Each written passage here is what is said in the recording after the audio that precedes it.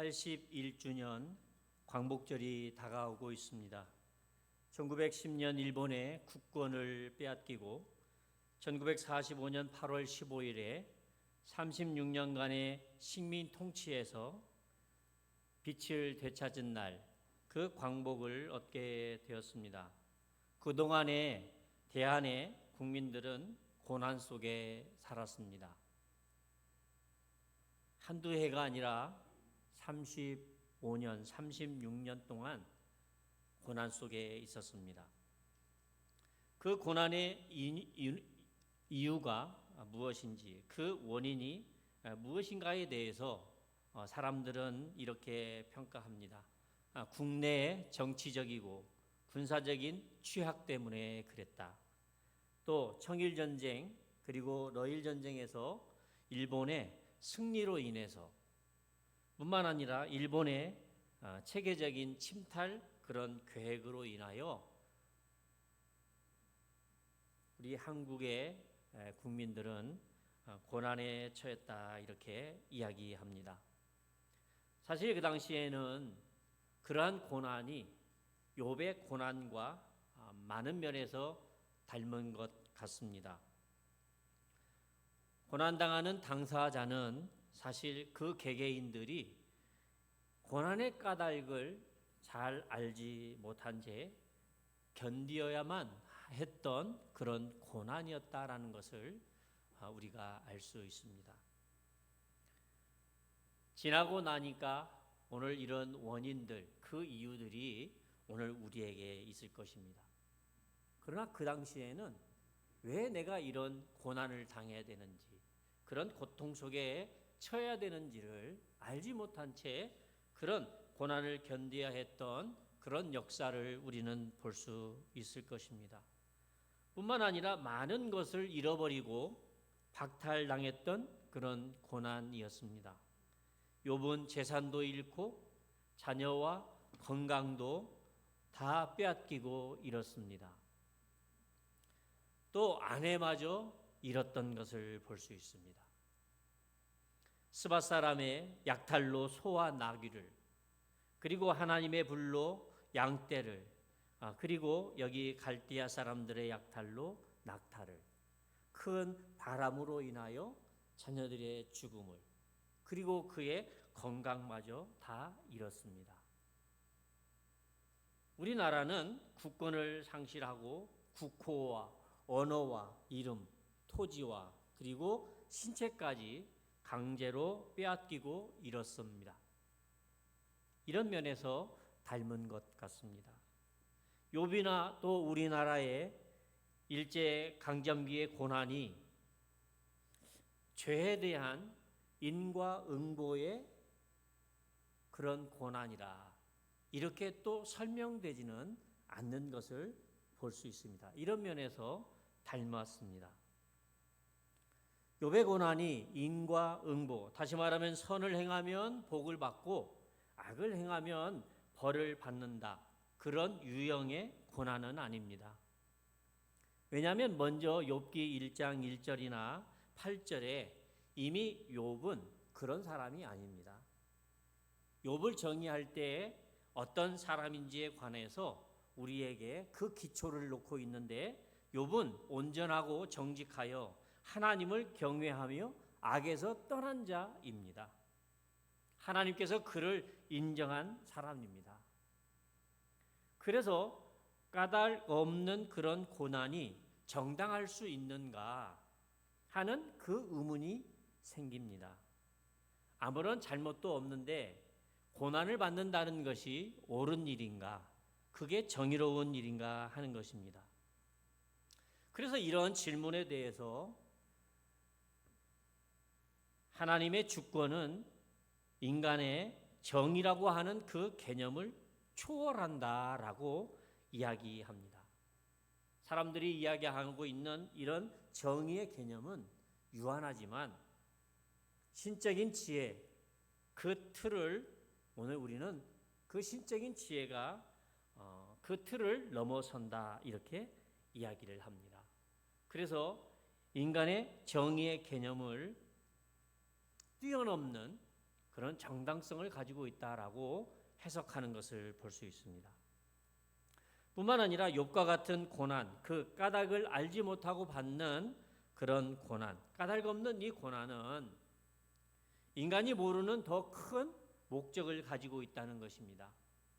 그래서 어거스틴은 우리가 보지 못하는 더 큰 선을 위해서 고난이 허용된다라고 해석하고 있습니다. 요셉이라고 하는 사람의 고난도 여기에 포함되는 것을 우리가 알 수 있습니다. 사실 인과응보적인 그런 틀에서 정의라고 하는 그런 측면에서 우리의 삶의 고난을 다 설명할 수는 없습니다. 요한복음 9장 2절 3절의 말씀에 보면 제자들이 예수님에게 이렇게 묻습니다. 라비여, 이 사람이 맹인으로 난 것이 누구의 죄로 인함이니까? 자기니까 그의 부모니까? 라고 묻습니다. 예수님은 이 사람이나 그 부모의 죄로 인한 것이 아니라 그에게서 하나님이 하시는 일을 나타내고자 하심이라고 가르쳐주고 있습니다. 또 시편 59편 3절에 보면 그들이 나의 생명을 해하려고 엎드려 기다리고 강한 자들이 모여 나를 치려하오니 여호와여, 이는 나의 잘못으로 말미암이 아니요 나의 죄로 말미암음도 아니로소이다라고 이야기합니다. 죄 때문에 고난이 왔다는 이런 인과응보의 틀에서 오늘 우리는 고난이라고 하는 것을 다 설명할 수가 없습니다. 사랑하는 우리 성도 여러분, 욥은 까닭 없는 이 고난 뿐만 아니라 고난이 찾아온 그 까닭을 알 수 없는 그런 고난을 받았습니다. 우리의 삶도, 우리의 신앙인의 삶에서도 그 까닭을 알지 못하는 고난이 있습니다. 그런 괴로움이, 고통이, 환난이 오늘 우리에게 늘 찾아옵니다. 그것도 갑자기. 오늘 이 본문에 보면 얼마나 그들이 일상적인 삶을 살아갔는지 몰라요. 식사할 때 식사하고 그들이 모여서 살아갑니다. 또 일할 사람들은 일하고 있습니다. 종들은 일하고 있습니다. 그 평범한 일상 속에 그런 고난이 그들에게 찾아왔다라는 사실을 우리가 알 수 있습니다. 그러나 쉽게 오늘 우리는 내 죄 때문이지 라고 단정짓고 또 그렇게 체념하면서 살아가기도 합니다. 사랑하는 우리 성도 여러분, 까닭 없는 이 고난, 까닭을 알 수 없는 이 고난이 우리에게 찾아올 때 오늘 우리가 어떻게 그 고난 앞에서 반응해야 합니까? 신앙인으로서 하나님 앞에서 우리의 반응이 어떠해야 합니까? 오늘 욥이 그 까닭 없는 그 고난의 이유를, 그 원인을 우리에게 설명하려는 것이 아니라 그 이유를 알지 못하는 상황과 그런 상태 속에서도 오늘 믿음이라고 하는 것이, 그 신앙이 어떻게 행동되어져야 되는가, 어떻게 작동되어져야 하는가를 우리에게 말씀하고 있습니다.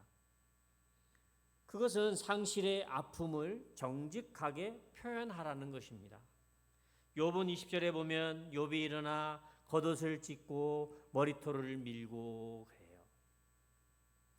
우리는 슬픔을 슬프다고, 괴로움을 괴롭다고 표현하는 것이 얼마나 바람직한가 하는 것을 알 수 있습니다. 하나님을 믿는 사람들은 슬픈 일을 만나도 슬퍼하지 않은 것, 오늘 이것이 참 좋은 믿음이라고 착각하기가 얼마나 쉬운지 모릅니다. 나는 이런 슬픔을 만나도 나는 잘 이겨갈 수 있어. 나는 슬프지 않아. 그래서 슬퍼도 기쁜 척 하면서 살아갑니다. 아파도 아프지 않은 척 하고 살아갑니다. 어떤 면에서 믿음이 좋은 것 같지만 그렇지 않습니다. 또 다른 사람들을 의식하면서 정직하게 반응하지 않고 살아가는 것 볼 수 있습니다. 그러나 욥은 얼마나 그 겉옷을 찢고 애통하는 그 애도하는 표현이죠. 머리털을 밀고 극도의 슬픔을 표현하고 있습니다. 예수님이 얼마나 여러 가지의 그런 상황 속에서 예수님이 얼마나 정직하게 그분의 마음을 표현하고 있는가 우리는 알 수 있습니다. 슬프시면 눈물을 흘리셨습니다. 하나님 앞에 영광이 되지 아니한 것들을 행하는 그런 사람들에 대해서 예수님은 분노하셨습니다. 참 믿음의 사람을 만나면 예수님은 그를 칭찬하시고 그를 기뻐하셨습니다. 길 잃은 양떼를 보면 그 사람들을 보면서 그들을 불쌍히 여기셨습니다. 우리의 감정을 정직하게 하나님 앞에 드러내고 표현한다는 것, 참 신앙인의 모습이라는 것을 우리가 알 수 있습니다. 욥이 슬픔을 표현하는 것이 믿음이 없어서가 아닙니다. 욥의 슬픔과 그의 찢어진 옷은 그의 믿음이 약해서도 아닙니다. 욥이 실제로 재산을 잃고 그 사랑하는 자녀들을 다 하루아침에 잃었습니다. 우리의 상상력을 통해서 생각을 해봐도 정말 낙심천만한 그런 상황이 아닐 수가 없고 절망할 수밖에 없는 그런 상황이 아닐 수가 없습니다. 그 상실 앞에서 그 슬픔을 표현한다는 것, 그 감정을 정직하게 드러내며 살아가는 그런 신앙이 된다는 것, 건강한 신앙인입니다. 그런데 욥은 그렇게 상실의 아픔, 그 아픔을 정직하게 표현하는 것뿐만 아니라 그것으로 끝나지 아니하였다는 거예요. 그 슬픔과 그 아픔의 감정을 억누르지 아니하고 그렇지 아니한 척하지 아니하고 그 감정을 가지고서 하나님 앞에 나아가 땅에 엎드려 예배하는 욥의 모습을 볼 수 있습니다. 욥의 반응이 슬픔과 예배, 그 경배가 함께 어우러져 있다라고 하는 것입니다. 그래서 참 이상하게 보일지도 모릅니다. 왜냐하면 오늘 우리의 반응은 슬픈 일이 오늘 우리에게, 괴로움이 오늘 우리에게 찾아오고 환난이 오늘 우리에게 찾아오면 우리는 벌써 번민하게 되고 그런 괴로움 속에서 절망하게 되기가 얼마나 쉬운지 모릅니다. 뿐만 아니라 분노하고 화를 참지 못해서 원망하기가 굉장히 쉽습니다. 그래서 오늘 우리가 만난 이 고난은 항상 두 방향으로 가게 합니다. 하나는 그 상황에 주목하면서 하나님을 향하여 원망하는 방향으로, 또 한 가지는 하나님을 주목하며 믿음으로 예배하는 방향으로 나아가게 되는 것을 볼 수 있습니다. 그래서 예배는 슬픈 자가 향하는 방향입니다. 슬픔을 억누르고 예배로 전환하는 것이 아니라 슬픔 그 자체를 가지고 하나님 앞에 향하는 예배자가 되는 것을 볼 수 있습니다. 성경에 보면 많은 상황 속에서 많은 환난 가운데서 그들의 일상에서 만나는 그런 모든 일로 여러 가지 마음을 가지고 하나님 앞에 나아가는 것을 우리가 볼 수 있습니다. 오늘 욥과 같이 그 상실로 인한 그런 슬픔, 그 탄식으로 하나님 앞에 나아가는 사람이 있죠. 그러나 낙심의 상태 속에서도 하나님 앞에 나아가는 사람들이 있습니다. 낙심을 부인하지 않습니다. 절망을 부인하지 않습니다. 그래서 시편 42편 3절 5절의 말씀에 보면 다윗은 내 영혼아 내가 어찌하여 낙심하며 어찌하여 내 속에서 불안해하는가? 너는 하나님께 소망을 두라. 낙심의 상태 속에서 그것을 부인하지 아니하고 하나님 앞에 소망을 두고 나아가는 예배자. 분노와 억울함 속에서도 하나님 앞에 나아가는 사람들이 신앙인입니다. 시편 13편 1절 2절의 말씀에 보면 여호와여 어느 때까지니까 여호와여 어느 때까지니까 나를 영원히 잊으셨나이까. 오늘 그런 분노와 억울함이 오늘 그에게 늘 있습니다. 하나님을 만나지 못하고 나의 문제가 해결되지 못하는 그런 긴 기간 속에서 오늘 이런 탄식이 오늘 우리에게 있습니다. 그것 부인하라고 하지 않습니다. 오늘 그것을 가지고서 하나님 앞에 나오라. 여기 두려움과 불안한 상태 속에서 하나님을 향해 나아가 기도하고 하나님을 예배하는 사람이 있습니다. 시편 55편 4절 5절에 보면 내 마음이 내 속에서 심히 아파하며 사망의 위험이 내게 이르렀도다. 두려움과 떨림이 내게 이르고 공포가 나를 덮었도다. 그래요. 얼마나 두려운지 얼마나 불안한지 그런 상태 속에서 하나님을 찾았다라고 그래요. 뿐만 아니라 기쁨과 감격 속에서 하나님을 찾기도 하였습니다. 시편 100편 1절 2절의 말씀에 보면 온 땅이여 여호와께 즐거이 부를지어다 노래하면서 그 앞에 나아갈지어다 라고 말합니다. 뿐만 아니라 지치고 탈진한 그런 상태 속에서도 내가 탄식함으로 피곤하여 밤마다 눈물로 내 침상을 띄우나이다. 내 요를 적시나이다. 회개하는 심령으로 하나님 앞에 나아가는 오늘 시인들, 그 신앙인들의 모습을 우리는 보게 됩니다. 뿐만 아니라 감사함으로 하나님 앞에 나아갔습니다.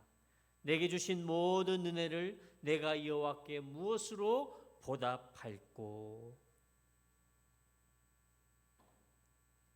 사랑하는 우리 성도 여러분, 우리의 삶 속에 만나는 여러 가지 상황 속에서 우리의 마음은, 우리의 감정은 늘 요동치고 살아갑니다. 그 감정을 억누르거나 가장하지 아니하고 있는 모습 그대로 하나님 앞에 가지고 나오는 그런 예배자가 되시기를 예수님의 이름으로 부탁합니다. 성경은 예배를 좋은 감정만 가지고 나오라고 말하지 않습니다. 어떤 감정이든지 오늘 그것을 안고 하나님 앞으로 믿음으로 나오라는 것입니다. 시편 51편 17절에 보면 하나님께서 구하는 제사는 상한 심령이라 하나님이여 상하고 통회하는 마음을 주께서 멸시하지 아니하시리다 라고 가르쳐주고 있습니다. 여기 이 상한 심령이라고 하는 것은 단순한 슬픔이 아닙니다. 더 이상 스스로 지탱할 수 없는 무너진 상태, 뼈가 부러지고 토기가 깨어져 버리며 활이 꺾인 그와 같이 된 상태를 이야기합니다. 그럴 때에 그 마음에 늘 지배하고 있는 그 감정에 오늘 시간을 낭비하지 말고 그때에 하나님을 멀리하지 마시고 그 상태로 하나님께 나와 엎드려 예배하라고 말합니다. 이것이 마태복음 5장 3절에 심령이 가난한 자를 이야기합니다. 완전히 빈손으로 빈털터리로 구걸하는 그런 처지 속에서 하나님이 아니면 안 되는 그런 상황 속에서 하나님 앞에 나오는 심령입니다. 사랑하는 우리 성도 여러분, 오늘 매 주일 우리는 어떤 모습으로, 어떤 마음으로 하나님 앞에 나오고 계십니까? 이렇게 욥이 고난 속에 그 아픔과 환난과 또 그 탄식, 오늘 그것을 가지고 하나님 앞에 나왔는데 욥의 하나님은 어떤 분이실까요? 욥의 하나님 이해, 하나님 지식이 여기 드러나고 있습니다. 21절 말씀에 보면 이르되 내가 모태에서 알몸으로 나와 싸운즉 또한 알몸이 그리로 돌아올지라. 주신 이도 여호와시오 거두신 이도 여호와시오니 여호와의 이름이 찬송을 받으실지니라 라고 말하고 있습니다. 사랑하는 성도 여러분, 생명과 소유의 주권자이신 하나님을 그는 믿었습니다. 모든 일 가운데 특별히 까닭 없는 그런 고난, 까닭을 알 수 없는 그런 고난 속에서 주권을 가지고 계신 하나님이심을 그는 늘 인정하고 살아간 걸 볼 수 있습니다. 우리의 삶의 주인이 우리가 아니라 그렇게 하시는 하나님께 있다라고 하는 신앙입니다.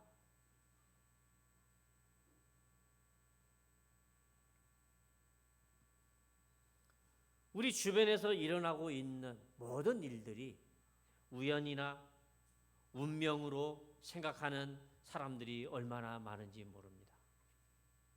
그러지 않습니다. 욥은 하나님도 우리의 모든 삶의 주인이시고 우리의 생명과 소유한 모든 것도 하나님 앞에 속해 있는 것을 그는 늘 인식하고 의식하고 살아간 믿음의 사람인 것을 알 수 있습니다.